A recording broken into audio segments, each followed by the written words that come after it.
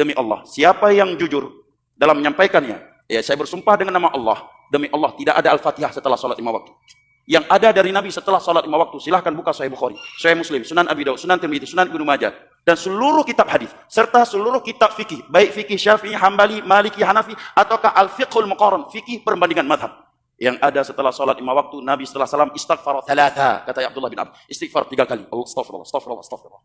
Kemudian Allahumma anta salam wa minka salam tabarakta ya dzal jalali wal ikram la ilaha illallah wahdahu la syarika lahu lahul mulku wa lahul hamdu wa huwa ala kulli syai'in qadir la haula wa la quwwata illa billah la ilaha illallah mukhlishina lahuddin walau karihal kafirun Allahumma la mani lima a'taita wa la mu'ti lima mana'ta wa la yanfa'u dzal jaddi minkal jadd. Kemudian subhanallah 3. اللهم لك الحمد كله ولك الشكر كله وإليك يرجع الأمر كله. Assalamualaikum warahmatullahi wabarakatuh. Alhamdulillah wassalatu wassalamu ala Rasulillah wa ala alihi wa sahbihi wa mawala amma ba'du. Kaum muslimin dimanapun berada, baik yang setuju ataupun tidak, semuanya saya doakan semoga Allah subhanahu wa ta'ala senantiasa memberikan rahmatnya, taufiknya, hidayahnya, maghfirahnya, memberikan kelancaran rezeki dan kesehatan kepada kita semua. Amin Allahumma amin. Yang selalu dipermasalahkan oleh orang Wahabi di antaranya ketika menghususkan suatu amalan dikerjakan setiap waktu-waktu tertentu. Menghususkan amalan tertentu dikerjakan pada waktu-waktu tertentu, ini butuh dalil kalau aswaja yang mengerjakannya. Tapi ketika ulama mereka yang mengerjakannya, mereka pada diam. Contoh, di Arab Saudi, baik di Madinah ataupun di Makkatul Mukarramah, ketika tanggal 29 Ramadan, setiap tanggal 29 Ramadan, mereka itu melazimkan membaca doa khatmil Quran, itu pun dibaca di dalam sholat. Ini tidak ada dalilnya dari Rasulullah, sahabat. Jangankan pada sahabat, pada masa tabi'in tidak ada. Tabi'in atau dari Nabi, sahabat, tabi'in, 3 generasi ini yang membaca khatmil Quran dibaca setiap tanggal 29 Ramadan.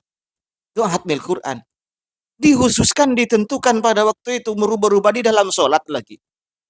Tapi tidak ada komentar dari orang-orang Wahabi di Indonesia ini yang menyatakan bahwa apa yang dilakukan oleh syekh-syekh mereka, termasuk Syekh Sudais, yang dilakukan di Masjidil Haram dan Masjid Nabawi ini adalah sebuah bid'ah. Tidak ada mereka itu. Cuman aswaja kalau mengerjakan seperti ini maka tak luput langsung dari bid'ah. Yang kedua, oke, sekarang kita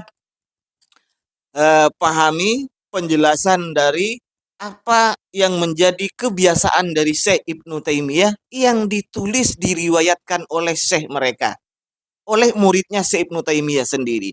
Ketika Syekh Ibnu Taimiyah melazimkan amalan yang tidak ada anjurannya atau tuntunannya dari Rasulullah Sallallahu Alaihi Wasallam. Di antaranya yang sudah pernah saya bahas, Ibnu Taimiyah itu melazimkan membaca Ya Hayyu Ya Qayyum La Ilaha Illa Anta 40 kali tiap hari. Habis adzan, setelah adzan subuh, menunggu ditegakkannya sholat subuh, ini dibaca 40 hari terus seperti itu.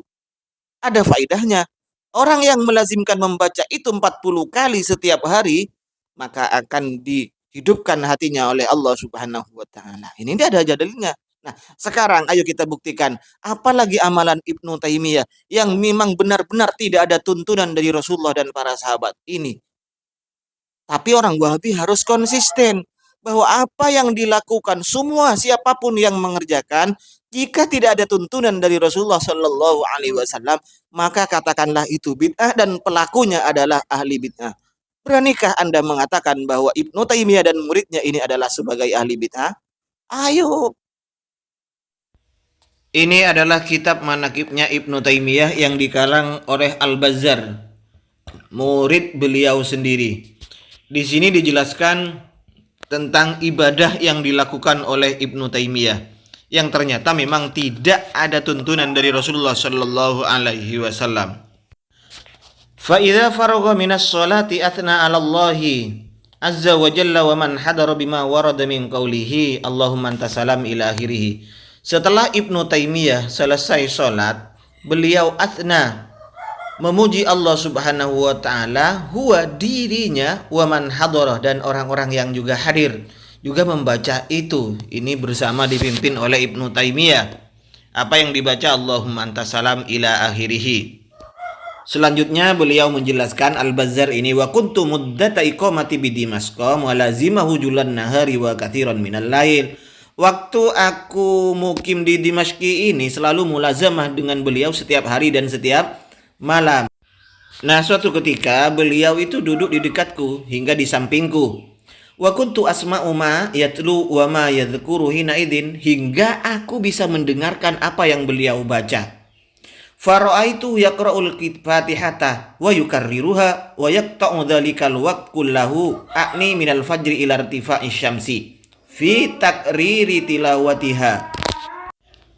Aku melihat beliau membaca Al-Fatihah dan mengulang-ulangnya, dan melakukan waktu itu dari fajar hingga matahari ini sudah meninggi, mengulang-ulang surat Al-Fatihah itu. Ayo orang-orang Wahabi, apakah kalian mau menyebut Ibnu Taimiyah atau berani menyebut Ibnu Taimiyah sebagai pelaku bid'ah? Karena jelas apa yang dilakukan oleh Ibnu Taimiyah ini dalam pandangan kalian adalah melakukan bid'ah yang sesat, karena tidak pernah dicontohkan oleh Rasulullah Shallallahu Alaihi Wasallam atau tidak pernah dicontohkan pada 3 generasi yang disebutkan generasi emas oleh Rasulullah Shallallahu Alaihi Wasallam ini. Ayo silahkan, generasi terbaik menurut Rasulullah Shallallahu Alaihi Wasallam. Pernahkah ini dilakukan oleh oleh nabi, sahabat atau tabiin? Ayo orang-orang Wahabi, silahkan datangkan dalilnya ini. Jangan hanya berani menyebut aswaja ketika mengerjakan sesuatu yang tidak dicontohkan. Ingat, contoh yang tidak dicontohkan oleh Nabi dan para sahabat, Anda sebut sebagai pelaku bid'ah, Anda sebut sebagai ahli bid'ah. Tetapi ketika orang-orang Anda, syekh-syekh Anda yang mengerjakannya, tidak pernah saya dengar dari lisan kalian yang menyebut bahwa mereka ahli hadis, ahli syekh kok ada ahli syekh, atau syekh Anda itu sebagai orang yang melakukan kebid'ahan. Gimana sih? Sekali lagi, cari ya dalilnya. Syekh Sudais, apa yang dilakukan di Mekah dan yang dilakukan di Masjid Nabawi oleh syekhnya itu, silahkan cari dalilnya. Itu apa? Ada contoh dari Nabi, contoh sekali lagi, contoh dari Nabi dan para sahabat melakukan hatmil Quran setiap tanggal 29 Ramadan. Juga silahkan cari dalilnya apa yang dilakukan oleh Ibnu Taimiyah itu yang ditulis oleh Al-Bazzar. Ketika tidak ada dalilnya, maka jangan ragu kalian menyebut mereka yang mengerjakannya adalah ahli bid'ah, siapapun mereka. Oke, saya tunggu komentar Anda, Ustadz Wahabi.